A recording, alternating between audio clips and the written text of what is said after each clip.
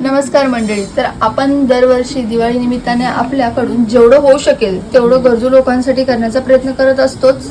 तर त्यातील एक छोटासा भाग म्हणून आपण यावर्षी देखील त्यांच्यासाठी दिवाळीचा छोटासा खाऊ त्यांच्यापर्यंत पोहोचवण्याचा प्रयत्न करणार आहोत. तर ही सगळी त्याची तयारी चालू आहे. तर आपण आता त्यांच्याकडे जाणार आहोत. तर प्रितेश आता पॅकिंग करत आहे. तर आपण बघूया आता पॅकिंगमध्ये काय काय आहे. तर हा आहे चॉको केक.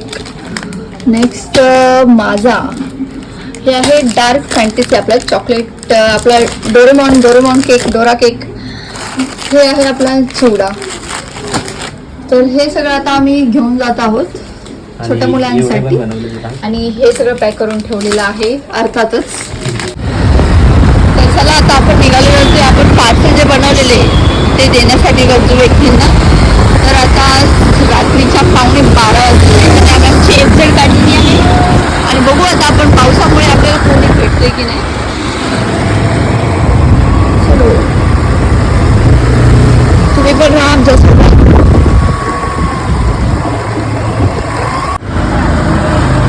तर आता आपल्याला भेटलेले आहे वाटप चाललेलं आहे. ते कोणती बघा किती खुश झालेली आहे आता. असं लागे दोन भैया